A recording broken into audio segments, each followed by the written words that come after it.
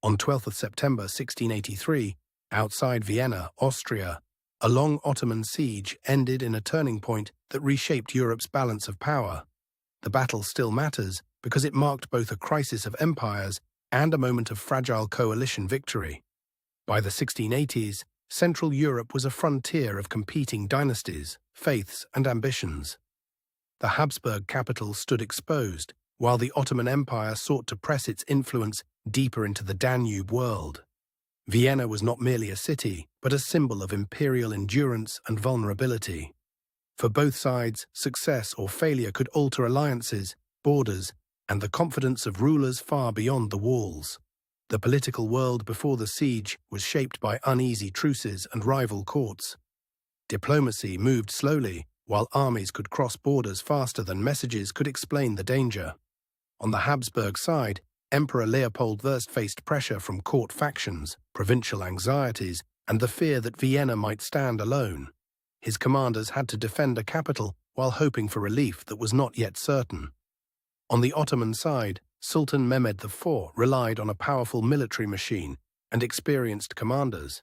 Yet campaigns of this scale also carried enormous logistical strain.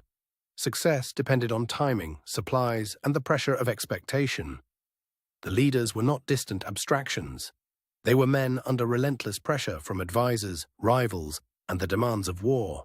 Their decisions would be made with incomplete information and limited time.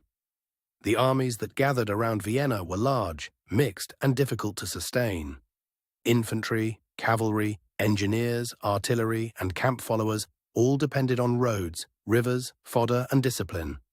Weapons reflected the age of transition. Muskets, pikes, sabres, bows, field guns, and siege artillery all appeared in the same theatre. The result was a battlefield where old formations and new firepower coexisted.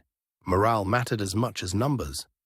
Defenders inside Vienna endured hunger, bombardment, and exhaustion, while besiegers had to keep confidence high, despite heat, labor, and the slow grind of siege work. The route to Vienna ran through a corridor of rivers, hills, and contested towns. Every bridge, ford, and supply road shaped the campaign before a single major clash began. By the time relief forces assembled, the landscape around Vienna had become a military maze. Camps, trenches, and ruined farmland stretched across the approaches to the city. The terrain north and west of Vienna favored whoever could control the heights. Hills, woods, and open slopes created blind spots, while the city walls anchored one side of the struggle. Weather also mattered. Late summer heat and dust could tire men and animals, while changing winds carried smoke across the field and made command signals harder to read. The Ottoman plan relied on pressure from the siege lines and confidence that the city would weaken before a major relief attack could coordinate. It was a strategy of endurance, engineering, and containment. The relief coalition, by contrast, needed speed and concentration.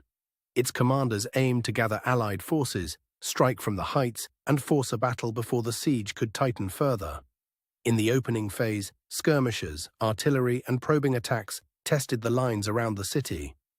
The fighting was measured at first, but every exchange revealed where the defense was strongest and where it could bend. Inside Vienna, the defenders watched for relief while holding damaged positions and conserving strength. Their hope was not victory alone, but survival long enough for outside help to arrive. Outside the walls, Ottoman labor and artillery had already transformed the ground into a siege landscape. Trenches, batteries, and supply routes created a pressure point that could not be ignored. The decisive movement came when the Allied advance concentrated on the hills and wooded approaches west of Vienna. Gaining that ground allowed the coalition to threaten the siege works from above. That shift changed the battle's geometry. Once the attackers controlled the heights, the besieging army had to defend multiple directions at once, stretching its formations and command structure. The pressure built slowly, then suddenly. As Allied columns advanced, Ottoman lines faced the strain of holding the siege and meeting a new threat without fully abandoning either task.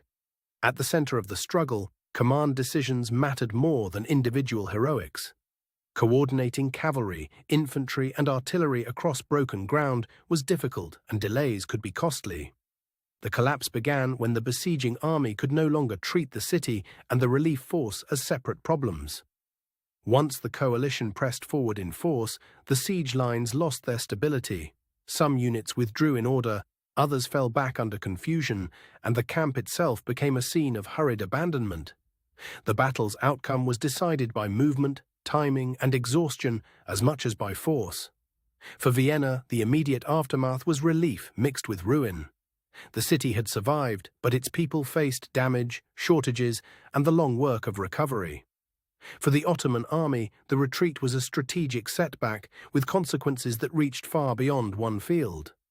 A failed siege at such scale could weaken momentum, prestige, and future bargaining power. In the years that followed, the balance of power in the region shifted.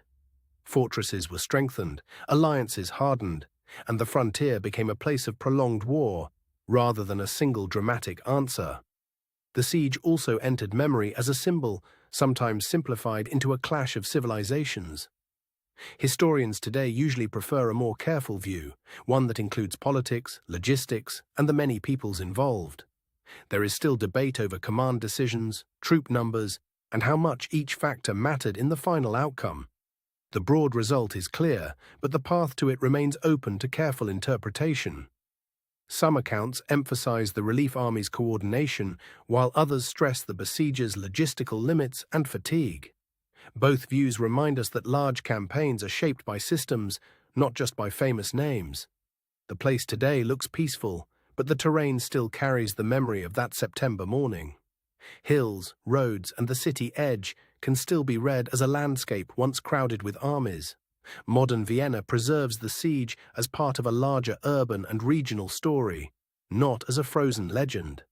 The city's streets and viewpoints invite reflection on how close history can come to changing course.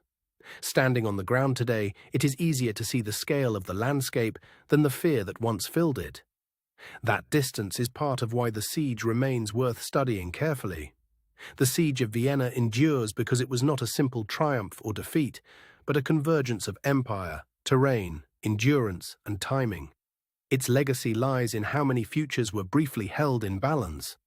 For Europe, the battle became a reference point for coalition warfare and imperial vulnerability.